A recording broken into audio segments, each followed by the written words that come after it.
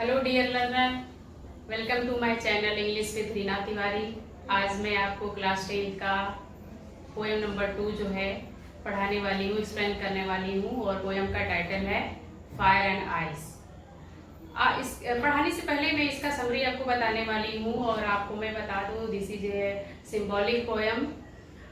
Metaphorical चीज़ों का इस्तेमाल इसमें किया गया है, शब्दों का इस्तेमाल किया गया है। आपको मैं पहले इसका समरी एक्सप्लेन करने वाली हूँ और इस समरी के थ्रू आपको बताऊंगी कि एक्चुअली फायर एंड आइस का असली मतलब क्या है। चलिए देखते हैं। इस समरी बताने से पहले मैं आपको एक चीज़ बताना चाहती हूँ कि ये जो फायर है और ये आइस जो है, इसका लिटरली मीनिंग तो हम जानते हैं कि फायर मीन्स आग होता है और आइस मीन्स बर्फ होता है। लेकिन इस पोएम में जो है पोएट के थ्रू जो ये बताया गया है कि फायर और आइस का जो है एक अलग अर्थ जो है वो लिया गया है। इसमें पोएट ने हमें बताया है कि फायर मीन्स जो है वो हमारा डिजायर है, पैशन है, ग्रीड है, जो हमारा एक्स्ट्रा ऑर्डिनरी जो कहते हैं कि पैशन जब हमारे अंदर आ जाता है तो हम चीज़ों को अन्यथा ले लेते हैं और उसके लिए हम कुछ भी करने के लिए तैयार जो है वो हो जाते हैं। उसके बाद दूसरा जो अर्थ है इसमें आइस का, जो शाब्दिक अर्थ तो इसका होता है कि बर्फ, लेकिन यहाँ पर बर्फ से मतलब नहीं है बल्कि हैट्रेड से मतलब है, नफरत से मतलब है। इसमें बताया है उन्होंने कि किस तरह से लोग दूसरे से नफरत करते हैं और नफरत में इतने वो अंधे हो जाते हैं कि लोगों की ना उनको अच्छाइयाँ दिखती है और ना ही उनकी भावनाओं का उनको कदर जो है वो करने के लिए आता है। चलिए देखते हैं इसका समरी क्या है। Fire and ice is a short and symbolic poem. Fire and ice जो है वो रॉबर्ट फ्रॉस्ट का बहुत ही छोटा और सिंबॉलिक पोएम है, सांकेतिक कविता है। ये प्रतीकात्मक कविता जिसको बोलते हैं। प्रतीकात्मक कविता का मतलब, सिंबॉलिक पोएम का मतलब ये होता है कि जो वर्ड मीनिंग होता है उसका शाब्दिक अर्थ जो है निकल कर कुछ और आता है, ना कि रियल मीनिंग आता है। जैसे कि यहाँ पर फायर और आइस शाब्दिक अर्थ में आ जाता है, फायर और आइस, लेकिन यहाँ लिटरली मीनिंग से कोई मतलब नहीं है, बल्कि पोएट का जो सिंबॉलिक मीनिंग है, फायर मीन्स डिजायर, ग्रीड जिसको कहते हैं, जो एंडलेस होता है। और उसके बाद ये जो है आइस मतलब यहाँ पर बर्फ से नहीं बल्कि हैट्रेड से मतलब है। तो ये हम लोग देखते हैं। Fire and ice is short and symbolic poem composed by Robert Frost, an American poet.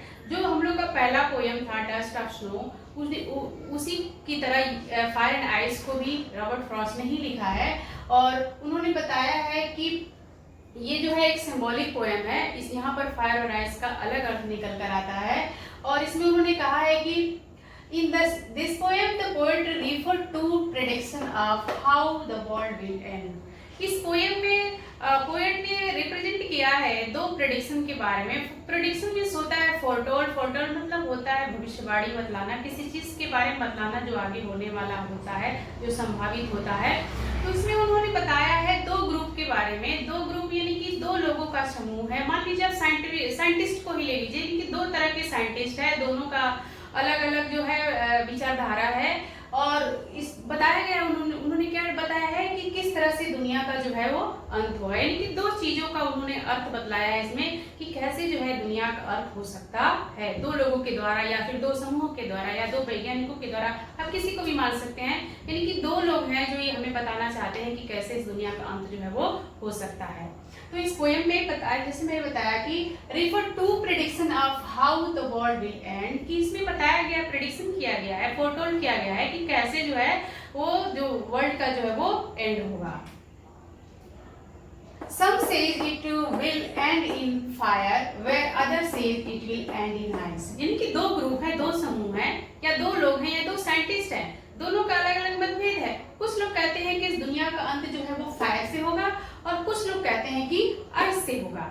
लेकिन कौन जानता है किसका अंत कैसे होता है, कौन कैसे होगा। लेकिन पोएट के अकॉर्डिंग यहाँ पर बताया गया है कि कुछ लोग कहते हैं कि दुनिया का अंत आग से होगा और कुछ लोग कहते हैं कि बर्फ से होगा। अब हम लोग कहेंगे कि आग से दुनिया का कैसे अंत होगा और कैसे जो है वो बर्फ से अंत होगा। तो मैं बता दूं कि ग्लोबल वार्मिंग की तरह से अकॉर्डिंग टू अगर साइंटिफिक देखा जाए तो ग्लोबल वार्मिंग की वजह से हमारा जो ग्लेशियर है वो दिन प्रतिदिन डे बाय डे जो है वो मेल्ट होते जा रहा है और इसी तरह कंटिन्यू मेल्ट होते रहेगा। तो वैज्ञानिकों का ये मानना है कि पूरी दुनिया एक दिन क्या हो जाएगी, रिहीट हो जाएगी और वो बर्फ जैसी बन जाएगी और सारी चीजें स्थिर हो जाएगी, सारा चीजें एकदम जम जाएगा, कठोर हो जाएगा और इस तरह से दुनिया का क्या होगा, अंत हो जाएगा। और फायर की वजह से भी लोग कहते हैं कि इतना तापमान पृथ्वी का बढ़ जाएगा, इतनी ज्यादा ग्लोबल वार्मिंग हो जाएगी या फिर इतना ज्यादा तापमान बढ़ जाएगा कि दुनिया का यूं ही क्या हो जाएगा, पृथ्वी का अंत जो है वो हो जाएगा। लेकिन आपको मैं बता दूं कि पहले ही हमने बता दिया है कि फायर का यहाँ मतलब है डिजायर, जो एंडलेस होता है। एंडलेस इसलिए कहा गया है क्योंकि जब हमारी कोई एक इच्छा पूरी होती है तो दूसरी इच्छा जो है वो जन्म ले लेती है। एक इच्छा पूरी होने से दूसरी इच्छा जन्म लेती है, फिर वो पूरी होती है, फिर दूसरी इच्छा जन्म लेती है और उसके बाद जो है नई नई नित्य जो है इच्छाएं जो है वो आते रहती हैं। इस तरह से उन्होंने बताया है कि फायर से और आइस से दुनिया का जो है वो अंत होगा। और आइस से यहाँ रेफर किया गया है हेट्रेड को। हेट्रेड यानी कि नफरत। नफरत इतनी ज्यादा बढ़ गई है दुनिया में कि लोग जो है वो एक दूसरे को देखना नहीं चाहते, चाहे वो घर के ही क्यों ना हो, अपने खास क्यों ना हो, लेकिन एक दूसरे से जब नफरत करना शुरू कर देते हैं तो उनकी ना अच्छाइयाँ देखते हैं और ना ही उनकी खूबियों को देखते हैं और इस तरह से वो एक दूसरे से नफरत करने की कोशिश जो है वो करते हैं। The more try to satisfy your desire, the more they grow. Poet ये कहना चाहते हैं कि जितना ही हम लोग अपनी इच्छाओं की पूर्ति करते हैं, जितनी ही इच्छा हमारी पूरी होती है एक के बाद एक, तो एक नई इच्छा जो है तुरंत जो है वो जन्म ले लेती है। They spread rapidly like fire. हमारी जो इच्छाएं होती हैं वो बहुत ही रेपिडली बढ़ती हैं, बहुत ही तेजी से बढ़ती हैं, एकदम आग की तरह। जैसे कभी आग लगता है, आग तेजी से फैलता है, वो जल्दी हमारे कंट्रोल में नहीं आता है, वैसे ही हमारी इच्छाएं होती हैं, जो पैशन होता है, डिजायर होता है। जब एक कह दीजिए दूसरे शब्दों में ग्रीड, ग्रीड मीन्स लालच। लालच जो होती है वो अधिकांशता इतनी तेजी से बढ़ रही है, आजकल लोग इतने सेल्फिश हो गए हैं, इतने सेल्फनेस में जो है वो लोगों में दिखाई दे रही है कि वो भी जो है आग की तरह क्या हो रहा है, फैल रहा है। One become selfish and cruel also. और इस पैशन की वजह से, इस ग्रिड की वजह से लोग जो है वो सेल्फिश हो जाते हैं, क्रूएल हो जाते हैं। क्रूएल मतलब कि इतने स्वार्थी हो जाते हैं कि कभी किसी की जान भी वो जो है वो ले लेते हैं और भला बुरा कह देते हैं, जैसे कि उन्हें पता ही नहीं चलता है कि इस हमारे बात का किसी पर क्या असर होने वाला है। वो इतने क्रूएल हो जाते हैं कि अगले के मनोवेग के बारे में, उनके पैशन के बारे में उनको कोई अंदाजा नहीं होता है। On the other hand, ice, according to the stand for hatred, coldness, hatred. और दूसरी तरफ बताया गया है कि जो आइस है, आइस मतलब यहाँ पर हमने बताया कि आइस मतलब जो लिटरली मीनिंग है वो तो बर्फ होता है, लेकिन यहाँ बर्फ से नहीं बल्कि हैट्रेड से मतलब है, यानी कि नफरत से मतलब है। तो बताया है, पोएट ने बताया है कि stand for hatred, coldness, rigidity. और यहाँ पर उन्होंने बताया है कि जो ये आइस है, ये आइस जो है वो नफरत के लिए आया है, यहाँ कोल्डनेस की वजह से आया है। कोल्डनेस की विशेषता आप जानते हैं, कोल्डनेस का मतलब होता है ठंडापन, लेकिन यहाँ मतलब है उदासीनता से, उपेक्षा से मतलब है कि जब हम इतने नफरत में लीन रहते हैं कि दूसरों की हमेशा उपेक्षा करते रहते हैं, चाहे वो कितना भी अच्छा व्यक्ति हो, उसकी अच्छाइयाँ हमें नहीं दिखती है, बस हमें हमारा नफरत दिखाई देता है और उसके अंदर बुराइयां दिखाई देती हैं। और रिजिडिटी जो होता है, यानी कि उसके अंदर इतनी कठोरता आ जाती है कि उसके जो अंदर जो है, अंदर की जो कंपैशन होता है, जो करुणा होती है, मर्सी होता है, वो डेड हो जाता है। वो दूसरों के बारे में नहीं सोचता है, वो नहीं सोचता है कि क्या मेरे कहने से, मेरे करने से, बुरा करने से क्या असर दूसरे पर होगा। इसलिए इतना नफरत में वो लीन रहता है कि उसे किसी चीज की जानकारी जो है वो नहीं होती है। One became insensitive and indifferent towards feeling of other, यानी कि कोई भी जो है इनसेंसिटिव हो जाता है। सेंसिटिव होता तो समझता कि उसकी फीलिंग हमारी फीलिंग के जैसी ही है, दूसरे की फीलिंग दूसरे जैसी नहीं होती है, बल्कि सबको ऐसा ही महसूस होता है, सबके अंदर उतनी ही दया होती है, सबके अंदर उतना ही प्रेम होता है। अगर हम नफरत करेंगे तो उसको भी बुरा लगेगा जितना कि हमको बुरा लगता है। तो वो इंडिफरेंट हो जाते हैं, उनके प्रति उदासीनता भरे हो जाते हैं। और the poet says that the both fire and ice are growing with such rapid speed that the world would soon perish either way और फायर और ice.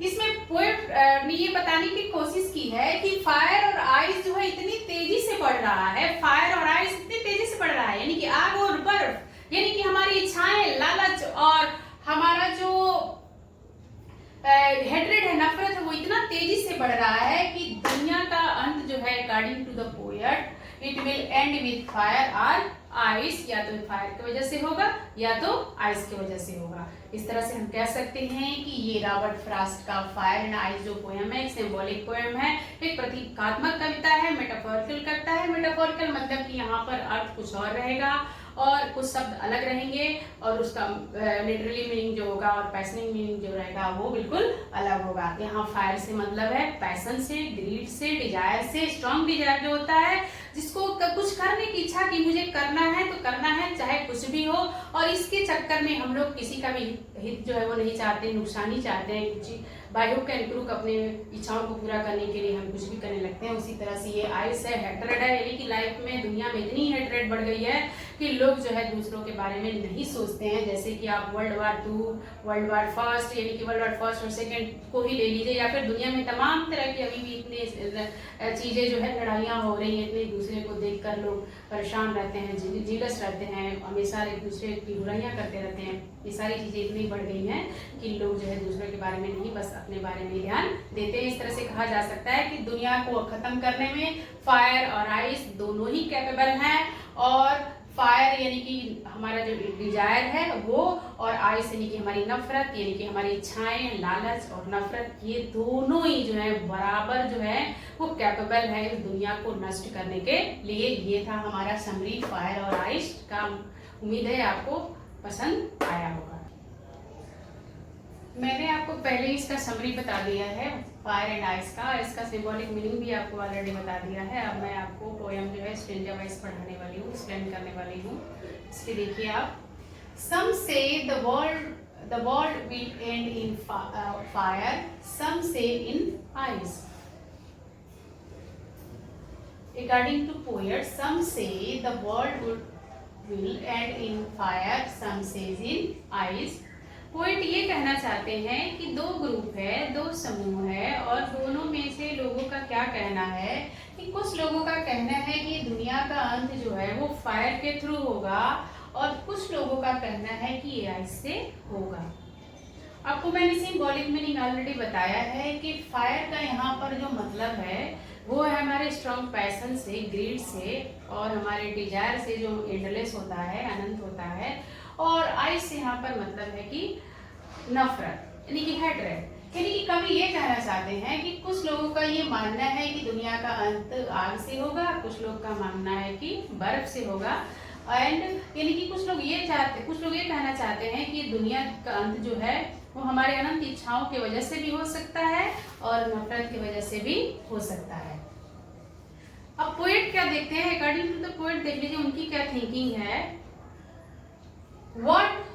From what I have tasted of the desire, I hold with those who favor fire. Poet ये कहना चाहते हैं कि मैंने जितना Dzire को समझा है, टेस्ट का मतलब यहाँ पर स्वाद लेने से नहीं है, एक्सपीरियंस से मतलब है।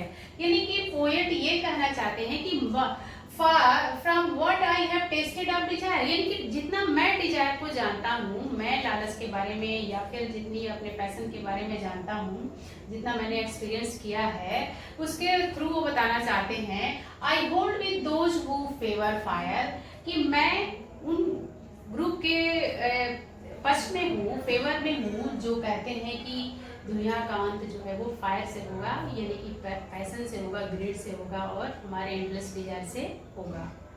तो पोएट यानी कि फर्स्ट स्ट्रेंजा में पोएट ने ये कहा है कि कुछ लोग कहते हैं कि दुनिया का अंत आग से होगा, कुछ लोग कहते हैं कि दुनिया का अंत जो है वो बर्फ से होगा, और ये अपनी बात करते हैं, अपनी एक्सपीरियंस को शेयर करते हुए कहते हैं कि from what I have tested of desire, और जितना कि मैं डिजायर के बारे में जानता हूँ, I hold with those who favour fire, तो मैं उन लोगों को फेवर करता हूँ, उन लोगों से मैं सहमत हूँ जो कहते हैं कि दुनिया का अंत जो है वो आग से होगा।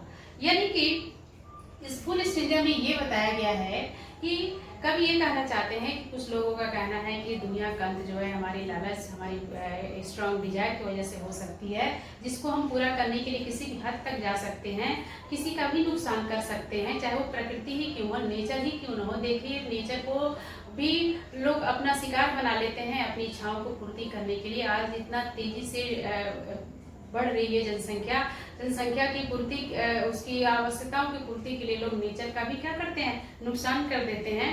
तो इस तरह से क्या उन्होंने कहा है कि दुनिया का अंत जो है वो हमारे लालच की वजह से भी हो सकता है।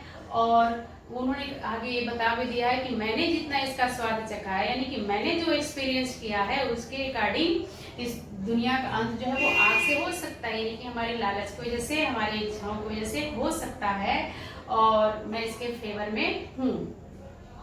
और दूसरे स्टेंजा में उन्होंने देखिए क्या बताया है, but if it had to perish twice, मान लीजिए अगर आग की वजह से दुनिया का अंत नहीं होता है, डिजायर की वजह से, ग्रिड की वजह से अगर दुनिया का अंत नहीं होता है, दुनिया बच जाती है, अगर दोबारा चांस मिलता है दुनिया को एग्जिस्ट करने के लिए, तो फिर कहते हैं but if it had to perish twice, अगर दोबारा जो है इसको नष्ट होने का अगर मौका मिलता है, खत्म होने का मौका मिलता है, पेरिश मतलब होता है डिस्ट्रक्ट यानी कि नष्ट होना, तो अगर दोबारा जो ट्वाइस इसको जो मौका मिलता है, तो कवि ये कहना चाहते हैं, पोटी कहना चाहते हैं, I think I know enough to hate, तो दुनिया को मिटाने में, उसको डिस्ट्रक्शन की तरफ ले जाने में हेट का भी जो है वो मुख्य भूमिका होता है। यानी कि हेट इतनी दुनिया में बढ़ गई है कि लोग किसी का भी कुछ भी जो है वो कर सकते हैं अपनी इच्छाओं की पूर्ति करने के लिए, अपनी बात को मानने के लिए, अपनी नफरत को एक्सट्रीमिटी तक ले जाने के लिए।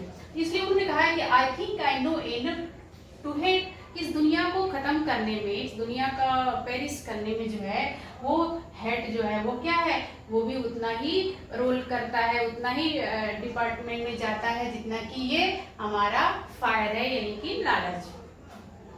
To say that for destruction ice is also great and would suffice, यानी कि वो ये कहना चाहते हैं कि इस दुनिया का अर्थ जो है वो अंत जो है वो हमारे लालच के वजह से, नफरत की वजह से भी हो सकता है, यानी कि आइस जो है वो भी कैपेबल है और फायर दोनों जो है दुनिया को नष्ट करने में सक्षम है, और दोनों ही दुनिया को नष्ट कर सकते हैं। ऐसा दो ग्रुपों का जो है वो मत है, ओपिनियन है। आइए मैं फिर से पूरे स्टेंजा का जो है वो बता दे रही हूँ। To the line, some says the world would end in fire, some says in ice, यानी कुछ लोगों का कहना है कि इस दुनिया का अंत जो है वो फायर से होगा, और कुछ लोगों का कहना है कि आइस से होगा, यानी कि कुछ लोगों का कहना है कि हमारे ग्रिड की वजह से होगा, और कुछ लोगों का कहना है कि हमारी नफरत की वजह से दुनिया का अंत जो है वो होगा। From what I have tested of desire, और पोएट के अकॉर्डिंग मैंने जितना अनुभव किया है कि जो है वो फायर जो है वो दुनिया को अंत करने के लिए सक्षम है, और मैं इसके फेवर में हूँ कि दुनिया का अंत फायर से हो सकता है।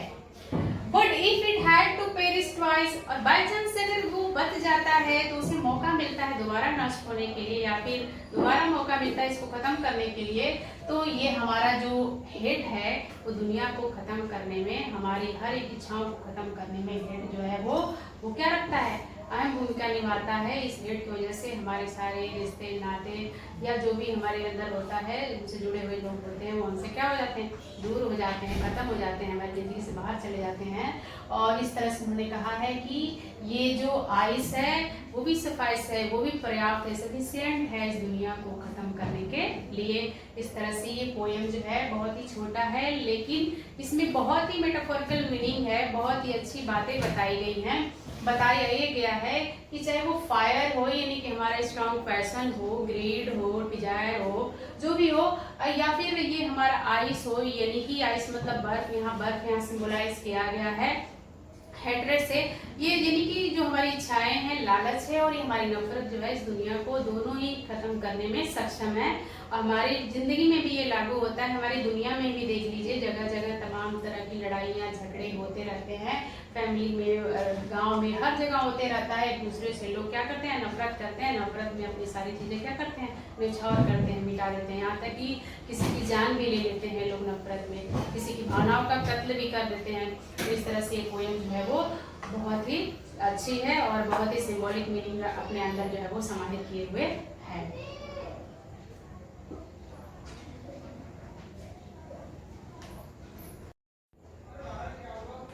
अब मैं आपको इस पोएम की जो राइमिंग स्कीम है उसको बताने वाली हूँ। चलिए देखते हैं। इस पोएम की जो राइमिंग स्कीम है वो है A B C B C B. आप लाइन को मिलाकर जो है वो देख सकते हैं, ए बी सी बी।